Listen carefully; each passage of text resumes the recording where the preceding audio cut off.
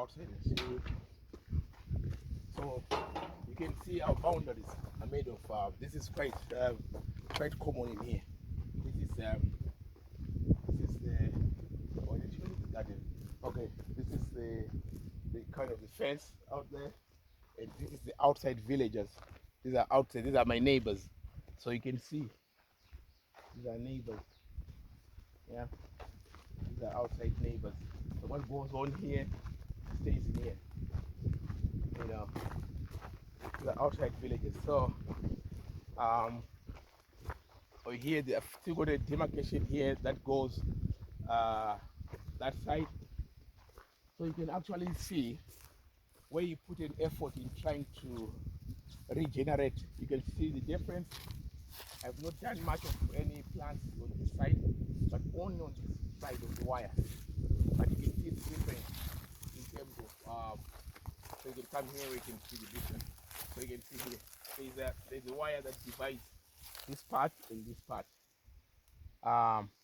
But this part is, we've put a lot of effort in trying to regenerate and rebuild and plant more trees in this part.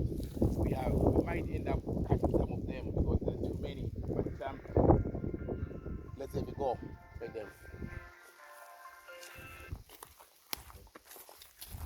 And then I'll show you the last part. That so I haven't shown you where the garden is, but I will show you.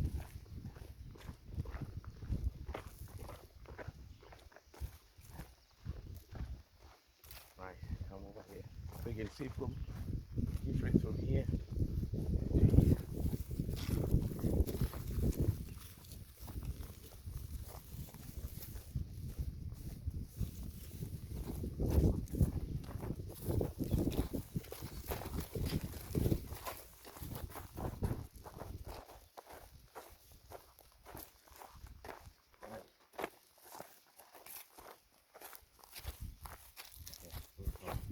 So I'm going to show you. So here, what we're going to do, so if you share up that side, we need more rocks. So we're going to fill more rocks in here, more rocks, and then we put a little bit of cement in the rocks like we've done here.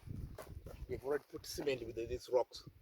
So these, if you pile them up and then you put sand on them and you pile them up, so they create an artificial hill, and then we pile them with sand. We pile them with sand on top. So also it gives strength. When it rains, it doesn't wash away. So what we're going to do in that regards is we plant trees, and we know the type of trees we're going to plant on top of the feature that we're going to create. This will hold water, so it will rise to about maybe 2 meters up. So it will be an artificial hill. So then we build up again this side, and then to be in the middle. So we've got the sand already there. So we put more sand and rocks, but with a little bit of cement to give strength. And then what we have here, we built these two big ponds. You can call them ponds, dams actually. So they're very huge. So what we are going to do is we're going to. So I did. My friends that really look at me, I did try and do a campaign for funding to help this work out, because this is going to be a water hole for wild animals. So, but because we are concentrating on the building part of it, this can be it can't take center stage. But what we wanted to do, is to lay. Initially was a dam liner, to put a PVC dam liner on this huge place. But the disadvantages of doing that is when the wild animals come in, they stamp on the plastic, and then we end up removing the whole plastic to put a new one, and that will tend to be expensive. So what we want to do is to put concrete, and then with cement, with the reinforcement underneath, and then we lay it out, and then we build on the sides. This is to keep the water in here, and then put tunnels there for fresh. When we put fresh water, it goes out, and then it goes to the garden, and we have either fish in here or whatever. but the wild animals will come and drink here. So it becomes a water hole. This becomes a water hole that we want to create.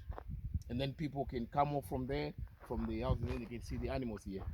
So we did try a crowdfunding campaign, and that didn't work out.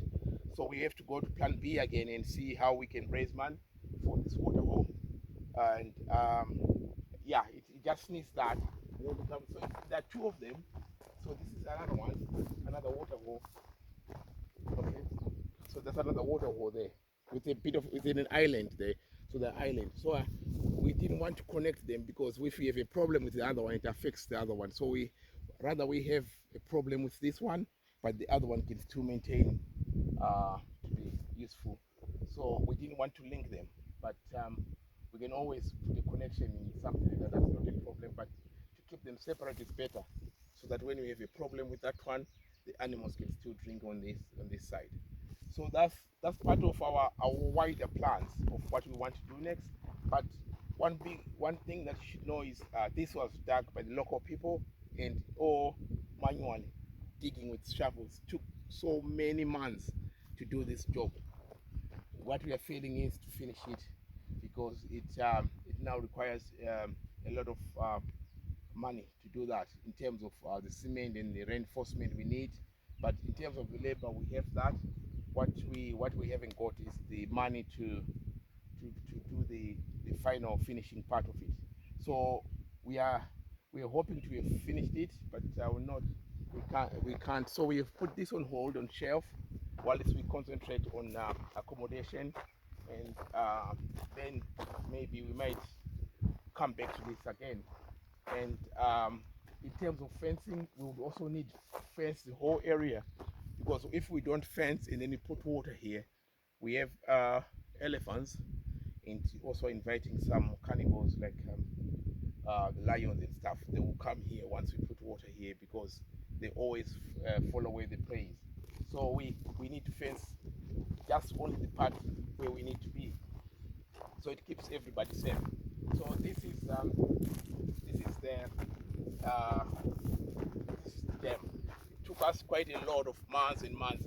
So you can actually kneel down here and have a look at it, how big it is. Yes, so it can. So not only for wild animals. So we will plant trees that can make people sit out and just relax. You know. So this land was idle, not being used, and nothing was there. So we want to try and regenerate it. That's what we intend to do. So, right, I'll pull up. Okay. And I'll thank you. And let me show you the garden. That will be the last thing of my tour. I'll show you the garden, and you'll see from here. Let me get the place here. You can see what we're trying to do from there. So we're looking at about another year for us to probably make it suitable for visitors. It will take us a year from now. Even, I mean, it's all funding permitting. So that's our main constraint. Advantages that we have is we have people that are there to work, but we haven't got is finance for it. So that's the position we are. But we are going to create the next generation of African villages that can be reduplicated. So given an opportunity, given a chance, this could be taken as a model for other villages to emulate,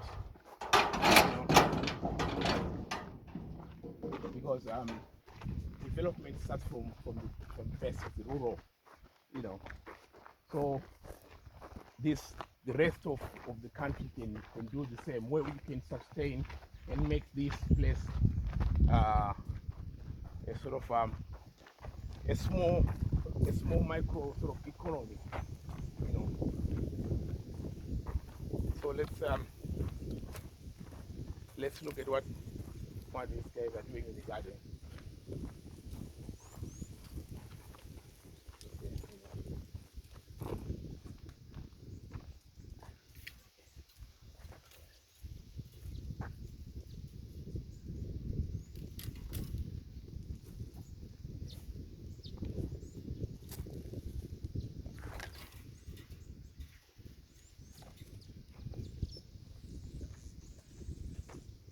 Right.